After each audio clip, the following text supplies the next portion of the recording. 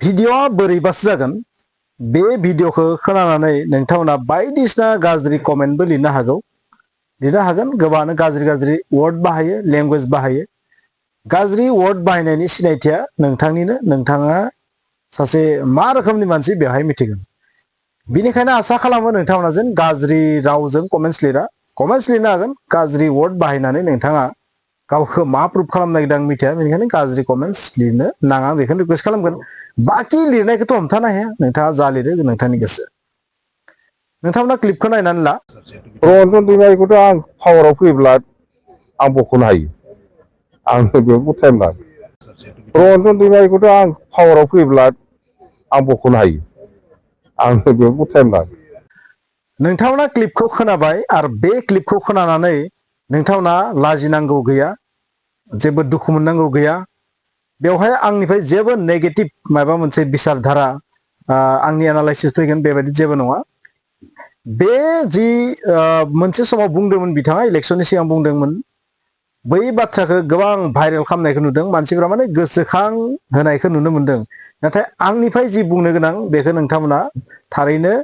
बे जिबायदि नोंथाङा सानदों बेबायदि आं बुंनाय नङा आंनि बुंनांगौआ जाहैबाय बे बाथ्राखौ बुंनानै बिथाङा गावनि भट बैंक पलिटिक्सखौ स्ट्रं खालामदोंमोन स' बे मोनसे टेकनिकमोन बिथाङाबो मिथिगौ जे एनडिएफबिनि केसा मा रन्जन दैमारि drnabla बिथांनि केसा मा रोखोमनि बिथांखौदि जेलनिफ्राय डाइरेक्टयै दिहुननो हाया बेखौ बिथाङा जोबोर मोजाङै मिथिगौ नाथाय थेवब्लाबो बेखौ जोबोर मोजाङै इउटिलाइज खालामनो रोंदों खारन बेयो इउपिपिएल सरकारनि उइक पइन्ट आरो बे उइक पइन्टखौ बियो जोबोर मोजाङै हमदों बिथाङा बुंदों मा रन्जन दैमारिखौथ' आङो बा एनडिएफबि बिथांमोनखौथ' आङो मा जुदि पावाराव फैबा ओरैनो दिहुननो हायो समखौनो नाङा नाथाय बे मोनसे रोखोमनि माने ब्लाफमोन आरो बे मोनसे रोखोमनि ब्लाफसोमोन बेबायदि जानोनो हाखाया बिथाङाबो मिथिगौ बे इम्पसिबल जाय सरकार दङ बिसोरनो बिखौ दिहुननो हायाखैबा जाय एनडिएफबि बिथांमोना एसेबां होस्रि खालामनानै कर्टआव बार बार थांनानैबो मासे हियारिंनि उनावबो बिथांखौ जेलनिफ्राय उदां खालामनो हायाखैबा हाग्रामा महिलारिया बोरै हानो निस्सय हाया बे आयेन बादिसो जाखागोन गुबुन गुबुन एनडिएफबि बिथांफोरनिया जायफोरा माने कनभिक्टेड नङा बिथांमोना ओंखारबोगोन बे जानो हागौ नाथाय जायफोरा कनभिक्टेड बिसोरो माब्लाबाबो बेबायदि डाइरेक्ट फैनाय नङा बिटिआर गोजोन गोरोबथानि थ्रुयै ओंखारबोनोबो हागौ एबा मा जानो हागौ माखासे गुबुन गुबुन पलिटिकेल जुदि उइल पावार दिन्थिबा भारत सरकार आसाम सरकारा बे मोगथां जानो हागौ बिनि बादै बेयाव जेबो चान्सआनो गैया जि नुदों मोनथामल' लामा दं आंनि नोजोराव मोनथाम नङा मोननैल' लामा दं मोनसेया जाबाय सरकारनि उइल पावार आरो मोनसेया जाबाय बिटिआर गोरोबथा बेबायदि बिथाङा गनो हागौ नाथाय कनभिक्टेड जाखानायखाय बिथाङा गवाखै बेखौ जों मिथिगौ आरो बेखौ हाग्रामा महिलारि सारा मिथिगौ नाथाय बेखौ जोबोर मोजाङै इउज खालामदोंमोन हाग्रामा महिलारिया नोंथांमोना नुगोन बिथांमोनखौ जेलनिफ्राय उदां खालामनायनि जेबो इस्ताहारावनो गैखाया आरो बिथाङा पावाराव फैनायनि उनाव जेबो बुङाखै बुंगोन लासैनो बुंगोन आसाम सरकारखौ फंसेबा बिथा बुंगोन भारत सरकार फंसेबा बुंगोन नाथाय बुंनोसो हागोन बिथाङा बांद्राय प्रेसारबो होनो हानाय नङा सेम इउपिपिएलनि कन्डिसनानो जागोन बे रन्जन दैमारि बिथांनि बेलायावबो हाग्रामा महिलारिनि बे बाथ्राया रियेल दा बेखौनो मानसिफोरा मा खालामबाय थादों गोसोखांफिनबाय थादों जे नोंथाङा मोनसे समाव बुंदोंमोन बे बाथ्राखौ नोंथाङा गोसोआव लाखि जुदि नोंथाङा जेलनिफ्राय रन्जन दैमारिखौ दिहुननो हायाबा नोंथाङाबो खहा दं बेबायदि माने गोसोखांहोदों आरो नाथाय आंनिफ्राय रिएक्सना बेनो बे मोनसे भट बैंक पलिटिक्समोन स' थि समाव थि रोखोमनि पलिटिक्सखौ जाय बाहायनो गोरों बेनो भटखौ मोननो हायो आरो हाग्रामा महिलारिया बेखौ बाहायदोंमोन बेवहाय बेनिखायनो आंनि जेबो माने गाज्रि रिएक्सन मायबा रिएक्सन जेबो माने उल्टां फाल्टां रिएक्सन जेबो गैया खिन्थु बे बाथ्राया सैथो बिथाङा सासे बर' मानसि हिसाबै जिहेतु drnabla बिथाङा जेलाव दं बा गुबुन गुबुन एनडिएफबि बिथांमोना जेलाव दङ बिथांमोनखौ जेलनिफ्राय उदां मोखाङाव लाबोनो थाखाय बिथाङा फैगोन जे 5 बोसोर बे 5 बोसोराव खमसे खम 1 घन्टा 2 घन्टा गेजेर गेजेरबाबो जेन एनडिएफबिनि थाखाय सम होयो बेखौ आं लुबैगोन बर' मानसि हिसाबै मानोना थांनाय सरकार हादिया बै सरकारखौ रायबाय थाबाथ' जानाय नंला जाय पावाराव फैदो बे मानसिया मावनो नाजानांगोन दा बेखौ बिथांमोनाबो पावाराव गैयालासिनो मावनो नाजागोन सोरबा गुबुनाबो मावनो नाजागोन नाथाय दायित्वआथ' नोंथांनिबो नोंथाङाबो बेबाराव नाजानांसिगोन मानोना पावारा नोंथांनि आखायाव दङ नोंथाङा एलायन्सआव फैबाय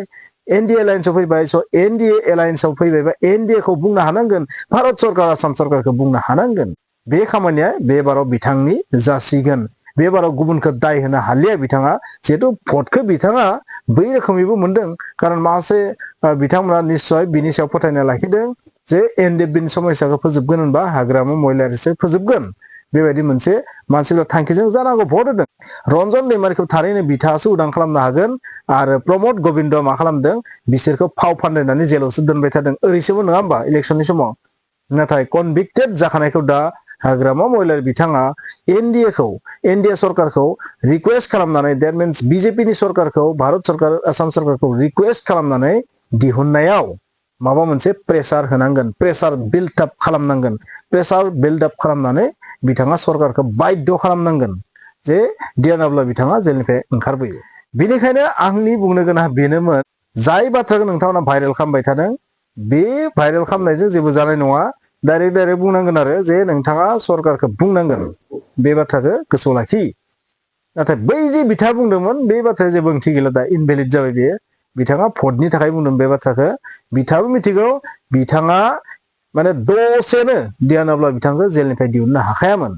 बे मोनसे रोखोमनि ब्लाफमोन जे दसेनो दिहुननाय आंनो समखौ नाङा बे माबोरै जानो हागोन बिथाङा हाग्रामा महिलारिनि अथरिटियावनो गैया बे बुस्थुआ बे जाबाय कर्टनि बिसय बे जाबाय साजा बे मोनसे रोखोमनि माने जोबोर गिदिर क्राइमनि मोनसे साजा